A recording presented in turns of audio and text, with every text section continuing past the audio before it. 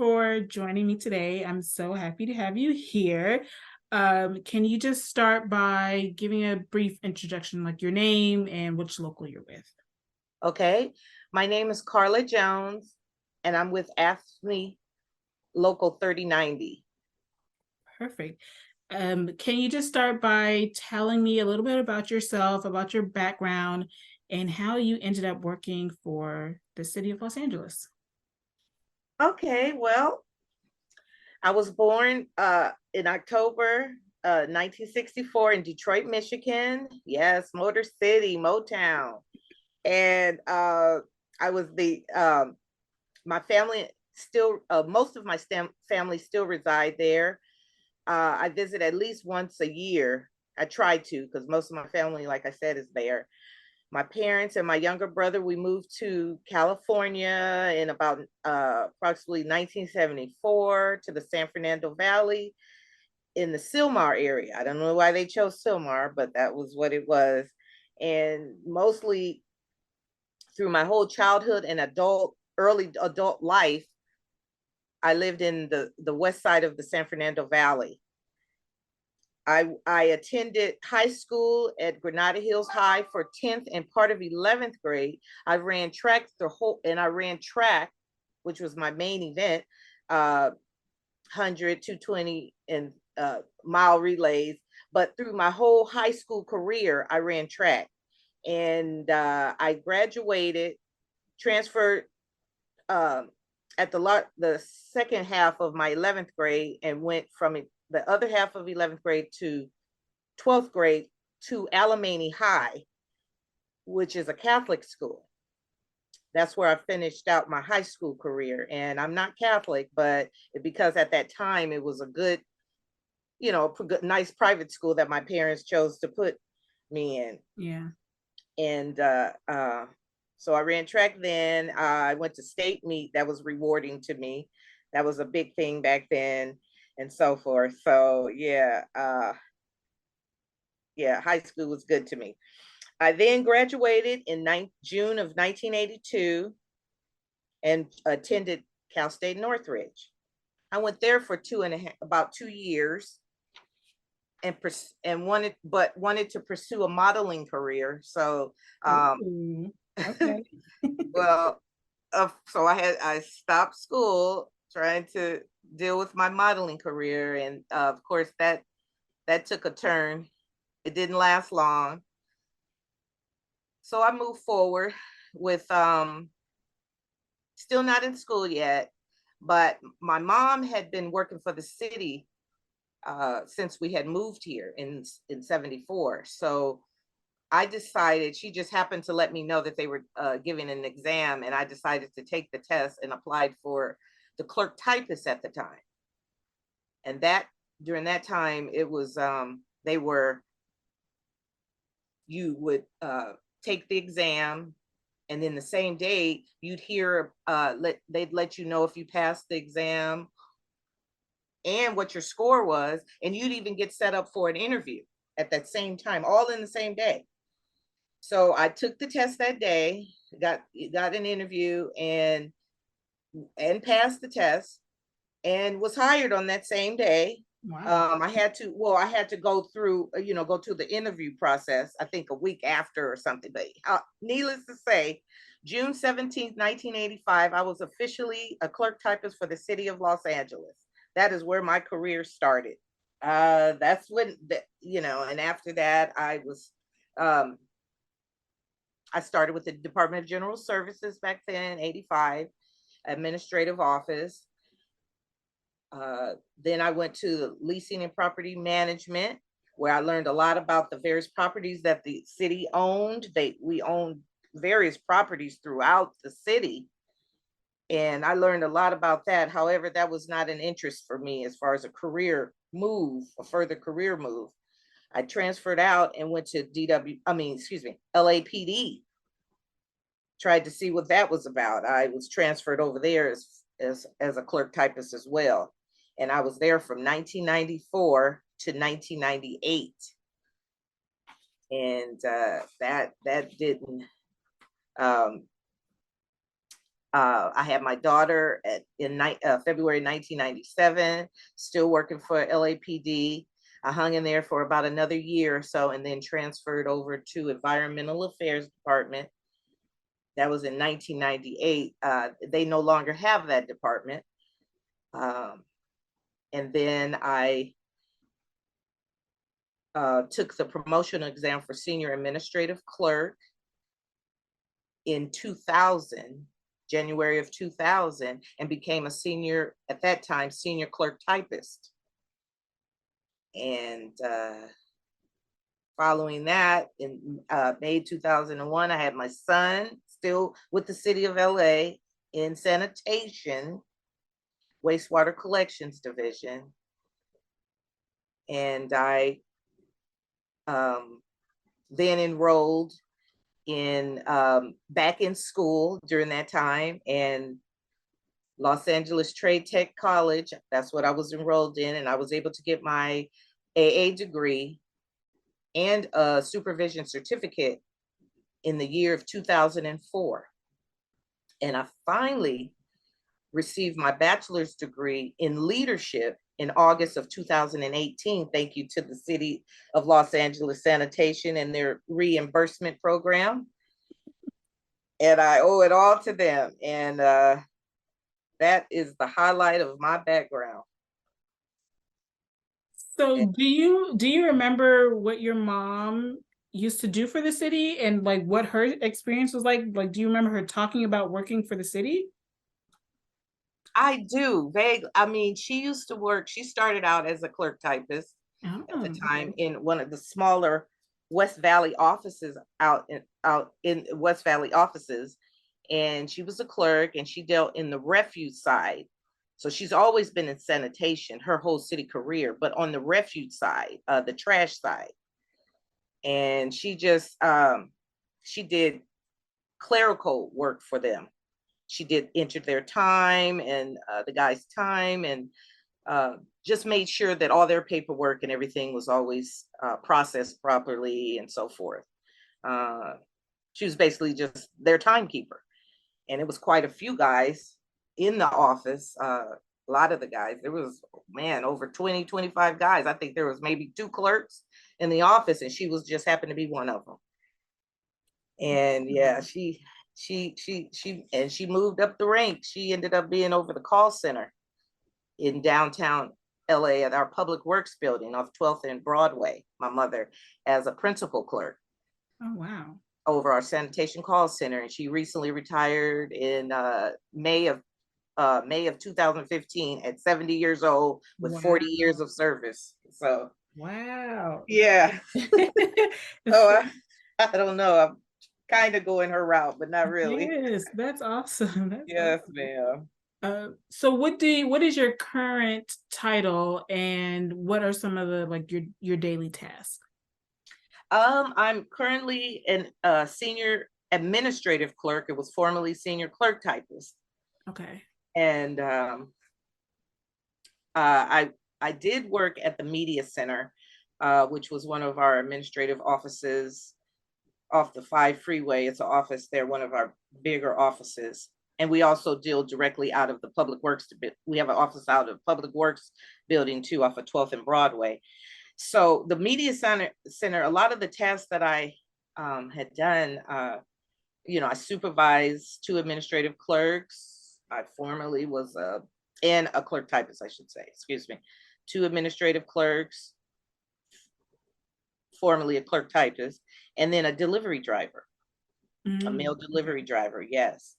I took minutes for our JLMC meetings, which is the Joint Labor Management Committee meeting, that they have for SEIU, AFSCME, all those unions that join together with the guys, and they, talk about what's going on in the field and so forth. And so I took minutes for that for some time.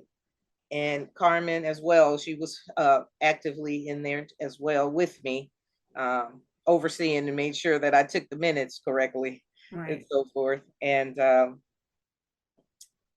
with that, I also ordered uniforms for our guys. I was in charge of that, and we have like over 300 field employees. So I was over that. I prepared workers' compensations, paperwork, FMLA paperwork. I I did evaluations. I did more management work than anything, a lot of managerial work. So I had that background as well. So that helped me a lot. And I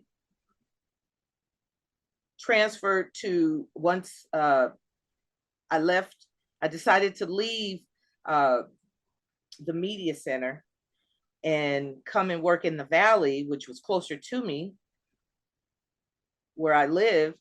And I transferred out in 2016 because the office, um, a space was available. One of my coworkers was retiring. So I was able to transfer over closer to where I live into this smaller office. And that was in 2016 in Tarzana in the West Valley side. And that's it's called the Reseda Yard. That's where I work, and it's a much smaller office than what I was accustomed to at the media center. And now I just directly work with guys, like maybe 20 guys I do timekeeping for. And I have a day and a night shift that I deal with. So we have 2 shifts, and I oversee the timekeeping for the guys, and I do the monthly report for the supervisors, the monthly report that they have to that they maintain to their managers once a month. And I also answer heavy calls, heavy wastewater or extremely heavy like problem calls that people have, sewer related or otherwise. Right. And that's basically what I do now. Okay. Yes. Do you have like a favorite part of your job, like something you really enjoy doing? I like, I like working with I like working with the guys. They they are very they have, I deal with different personalities of the guys. And they learn, I learn things from them, they learn from me.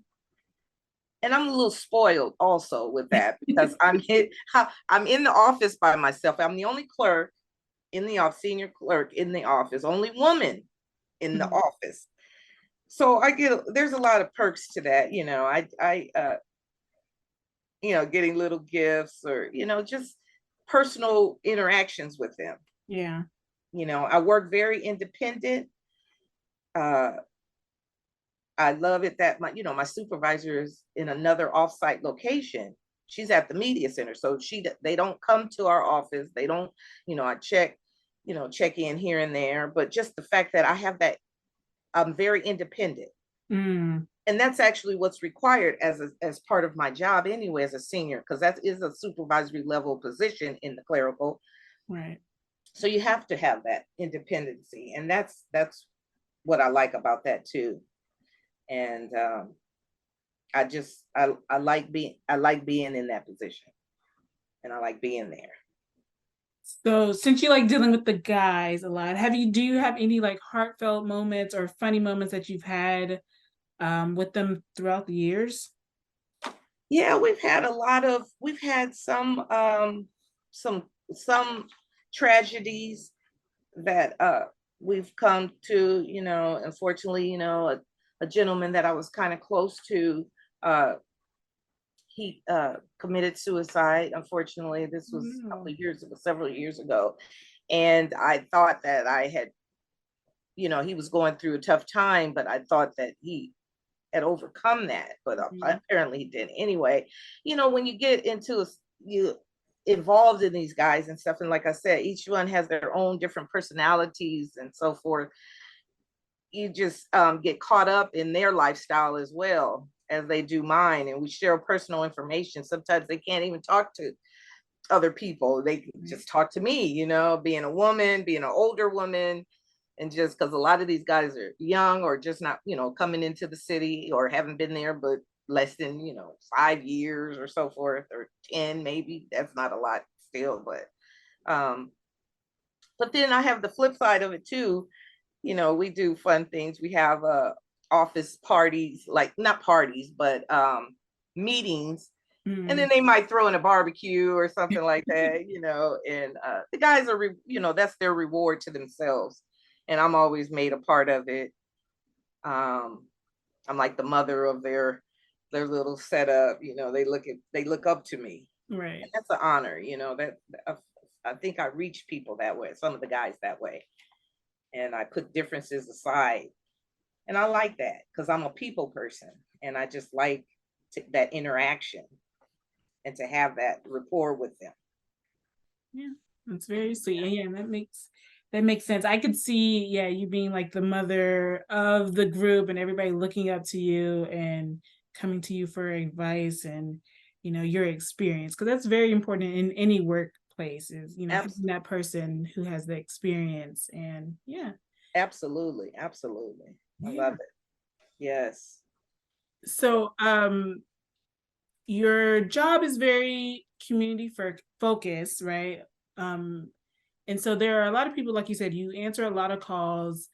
And so people in the community may not know what you do and why your job is important. So is there anything that you feel like, oh, the community needs to know that this is something I do, and why it's so important? Absolutely. Yes. Um, we because sanitation, uh there's two things to that, two sides to sanitation. First, we have sanitation fees. They usually show up on the DWP bills. A Mhm. lot of people don't know. Customers, heck, some of the city workers as well. They don't know that we as sanitation, I'm talking about my side of sanitation, which is wastewater collections. And to be politically correct, it's called Clean Water North, and we have a south side too. So it's two division sides. Clean Water North/South Conveyance Division. That's what we were recently changed to, but we still refer to as wastewater collections. Anyway, and that was done about 2 years ago, that change. But anyway, they don't realize that we don't have anything to do with the fees that show up on the DWP, but we have nothing, we are not anywhere related to the billings that go on with DWP. Yes, we are on there. Yes, fees are on there and they're applied and so forth, but they have to they have to go through the DWP numbers, whatever's shown on their paperwork. Those are what they have to get in contact with. And a lot of folks don't understand or realize that that's not part of our job. We're Mm. strictly about cleaning sewer lines, going out cleaning sewer lines and manhole covers in the middle of the street. That's what they clean. They go under there and they clean all that out. And so the lines are flowing properly and so forth and so on. And the second thing is they constituents, um, usually get us mixed up by, they don't know the difference between like dead animal pickup, bulky item pickup. That's the Mm. refuge side, again, trash side Right. of sanitation. We, again, only deal with sewer water related issues. Um, Constituents get that mixed up. The city departments do. They don't know the difference. Bad odor complaints we deal with. Uh, and water coming out of a line or a street or something like that. If it's not smelling, if it's bad odor, if it's smelling or it has a bad odor or so forth, usually we can handle that. That's when we come in. If it's just clean water coming out of the street, it's a little crack or something, or Mm. water's flowing down the street, that would be DWP because it's clean water. It's not sewer related. It's not waste. It's not anything like that. Sprinkler system. So these are all the things that there's a difference between us, DWP, and say Right. refuse collection. And those are it's important to know that. Right. And like I said, a lot of the even city workers don't know the 311 operators. They just send the calls to us. Mm, not understanding that there really is a difference. And then that's when I have to come in, or my coworkers as well in their field offices. When we get these calls, we have to get all the pertinent information so we know where to transfer them to or how to deal with it, the call. But it's constantly an overflow with them, people just not understanding the difference and, between us. yeah. Hmm. Yeah, Yeah, I can a see how that lot. would be, yeah, a lot. Especially since, yeah, dealing with all Mhm. those calls, it has to be a lot to handle. Absolutely.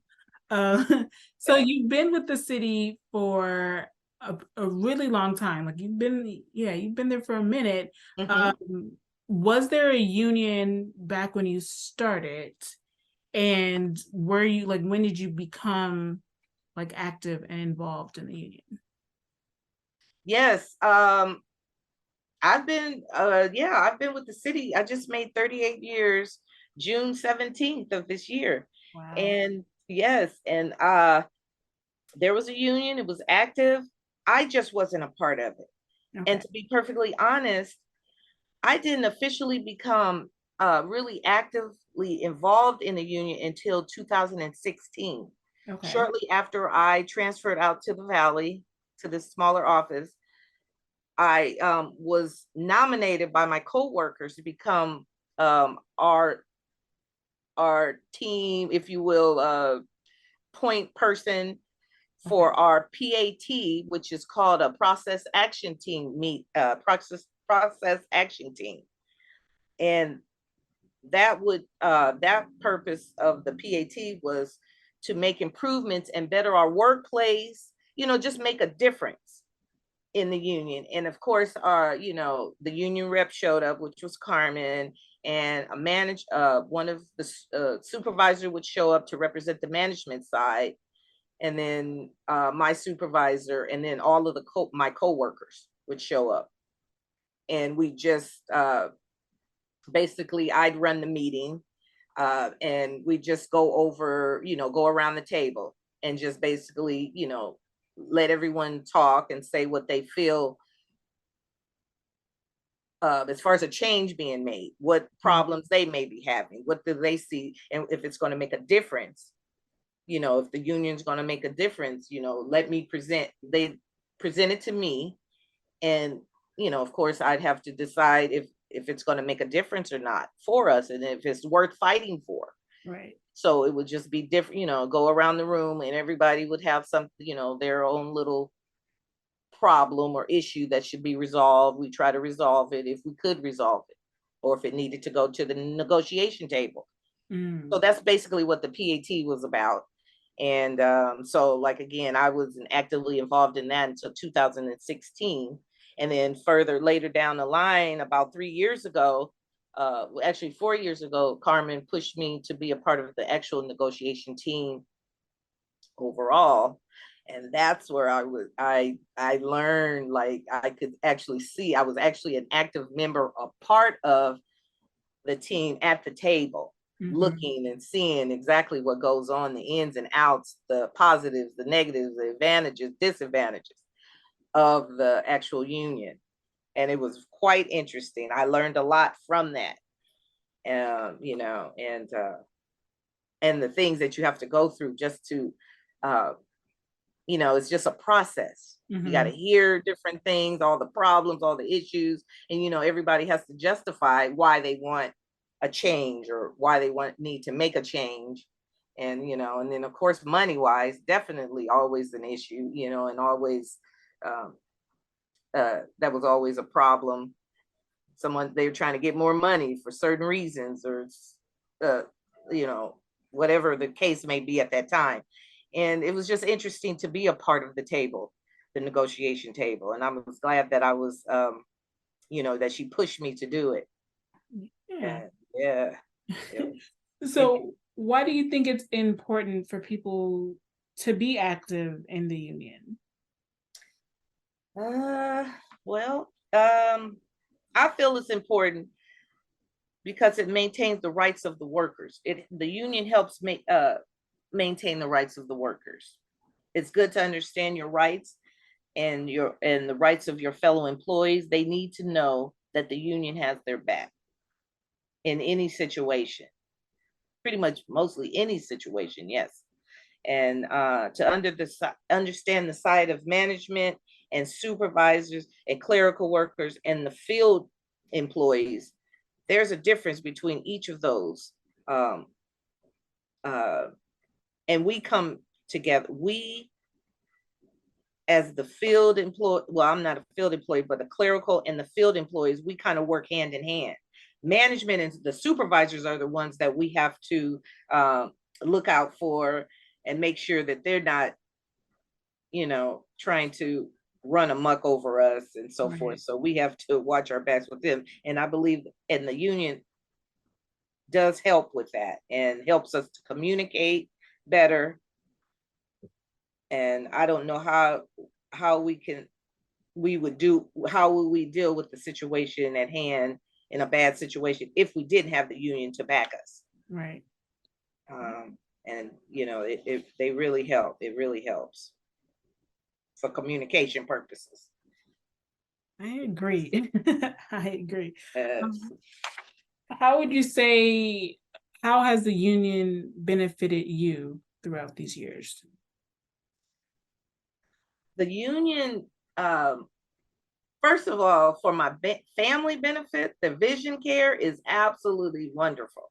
I just love it for benefit purposes. VSP was the best union, best vision care. And I needed that. My family needed that. And it helped so much for my family and I. If it wasn't for the union, my benefits, retirement, working conditions, safety, and if it wasn't for that, for helping out in those situations, working conditions, like I said, management would try to regulate it and it would just be out of control.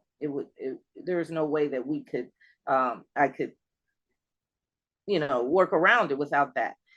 During the pandemic, there was a recession, and a lot of people were out of jobs, but the union came through. They helped, and still I mean, as we speak, they're still trying to rebuild and help people regain their jobs and fight through this recession, fight through that pandemic that a lot of people, had lost their jobs for not being, say, vaccinated and so forth, Right. and going through that process and not wanting to be vaccinated. And then those that did get vaccinated that didn't want to because their jobs were threatened. Right. That, my God, and I know several people that had to go through that and almost came to almost lost their job due to this. And the union has backed me up tremendously, and I'm not vaccinated, but I stood my ground, and I was refused to, and the union had my back for that, and I went through whatever situations I had to go through, medical wise or other, or not even medical, it was religious purposes, reasons, and so forth. And but they had my back as well. And now here we are, and I'm approximately 7 years later. I'm in the office transitioning into retirement mode. Not 7 years later, I didn't mean to say that. What, 3.5, 3 years later, here we are, and I'm still here, and I'm transitioning into retirement in the next month or two. Wow. After 8 years of service. So yes, the union has been good to me. Wow. Retirement. Are you Yes. are you excited? Ma'am, I am so excited. I just can't even believe it. I can't even believe it's actually here. It's Yes. actually here. Yes. Wow, that is amazing. So my last question, since you are retiring, um, what do you hope to see happens either with the city or with the union, like after you retire? Like, what kind of path do you want to see the union continue on? I well, I was trying, they really are trying to pull me back in before I get out. They're trying to keep me here. and my coworkers are trying to get me to fight for more money because we don't have a call center necessarily. Like I said, Mhm. we answer these calls that are overwhelming. And during the rainy season, which we had a lot of rain this year for sure, part of last year and then this year, there's these my LA 311 calls that we get that are they're not even calls, they're emails, and we're bombarded with these emails. And again, we Mhm. don't have a call center. Sanitation has a call center, but that's on the calls, that's on the refuse or the solid Mhm. side of sanitation. They Okay. answer calls. Like I said, the refuse, the big bulky items, all that. They receive those calls. We don't have a call center on the wastewater side.